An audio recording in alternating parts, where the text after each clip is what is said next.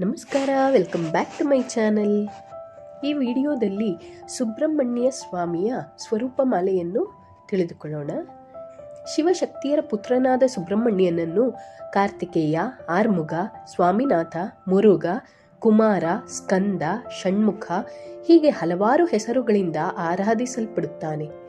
ಶಿವನು ಒಂದು ಸುಮುಹೂರ್ತದಲ್ಲಿ ಷಣ್ಮುಖನನ್ನು ದೇವ ಸೇನಾಧಿಪತಿಯನ್ನಾಗಿ ಮಾಡಿ ಆ ಸಂದರ್ಭದಲ್ಲಿ ದೇವತೆಗಳು ಅನೇಕ ಬಗೆಯ ಆಯುಧಗಳನ್ನು ಅವನಿಗೆ ಉಡುಗೊರೆಯಾಗಿ ಕೊಟ್ಟರೆಂದು ಸೂರ್ಯನಿಂದ ರಥವೂ, ಯಮನಿಂದ ದಂಡವೂ, ಅಗ್ನಿಯಿಂದ ಮಹಾಶಕ್ತಿಯು, ಅರುಣನಿಂದ ಕಾಲ ಸೂಚಕ ಶಕ್ತಿಯುಳ್ಳ ಕುಕ್ಕುಟವೂ ಲಭ್ಯವಾದವು.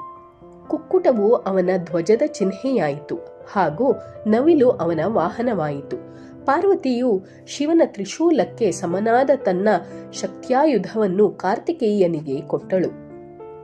ಈ ಶಕ್ತ್ಯಾಯುಧವು ಅವನ ಆಯುಧವಾಗಿ ಅನೇಕ ಅಜ್ಞಾನಜನ್ಯ ರಾಕ್ಷಸರನ್ನು ನಾಶ ಮಾಡಬಲ್ಲ ಜ್ಞಾನ ಹಾಗೂ ವಿವೇಕಗಳನ್ನು ಪ್ರತಿನಿಧಿಸುತ್ತದೆ.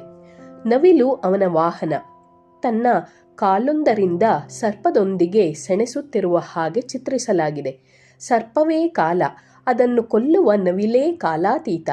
ಅವನು ಕಾಲದೊಳಗಿದ್ದೂ ಕಾಲಾತೀತನಾಗಿರುವನು ಎಂಬುದರ ಪ್ರತೀಕವಿದು. ಸುಬ್ರಹ್ಮಣ್ಯನ ಜನನದಿಂದ ಮಾರ್ಗಶಿರ ಶುದ್ಧ ಷಷ್ಠಿಯು ಸ್ಕಂದ ಷಷ್ಠಿ, ಸುಬ್ರಹ್ಮಣ್ಯ ಷಷ್ಠಿ ಎಂಬ ಪುಣ್ಯ ದಿನವಾಯಿತು.